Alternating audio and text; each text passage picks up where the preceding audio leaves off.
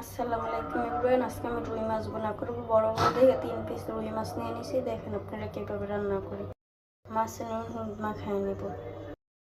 এখানে ফাঁকি মরিচের গুঁড়ো দিয়ে দেব, হলুদ গুঁড়ো, লবণ, একটু রান্নার তেল দিয়ে দেব। মশলার সাথে খুব ভালো করে মিক্স করে নেব। মাছে মশলা মাখায় নিচে এবার বাইজা নেব।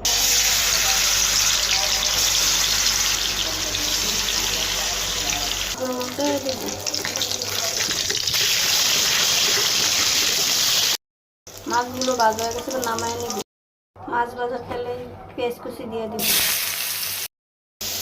পেঁয়াজগুলো ধরে গেছে, বাইশ নেব ভালো করে। পেঁয়াজগুলো 2-3 মিনিট বাইজা নিয়েছি। এবার আদা রসুন বাটা দিয়ে দেবো। আদা রসুন বাটা,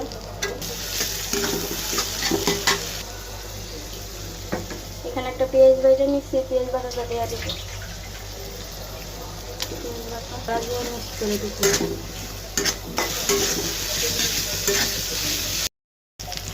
মশলাটা ভাজা হয়েছে, পানি দিয়ে দেব।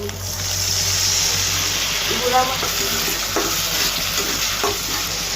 টমেটো কিছু দিয়ে দেব। এখানে 1 চামচ জিরার গুঁড়ো দিয়ে দিলাম,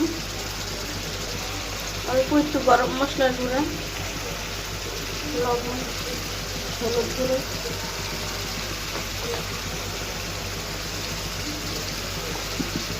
ফাঁকি মরিচের গুঁড়ো। মশলাটা খুব ভালো করে কষে গেছে। 2-3 মিনিট কষায় নিচ্ছি। এবার মাছ দিয়ে দেবো। ঢাকনাটা ডাইকা 6-7 মিনিট মশলা কষায় নেব।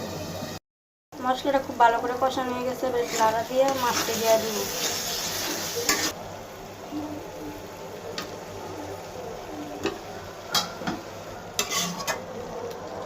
মাছের সাথে মশলাটা মিশিয়ে নিব ভালো করে। মিশিয়ে নিয়ে নিচ্ছি। এবার ঝোলের জন্য পানি দিয়ে দিব।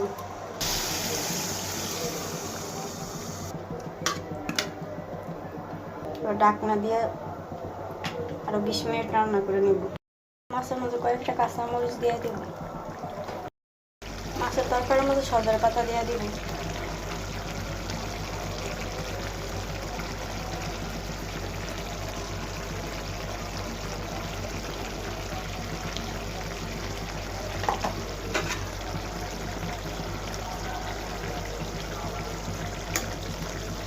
তরকারিটা হয়ে গেছে, এবার নামায় নেব।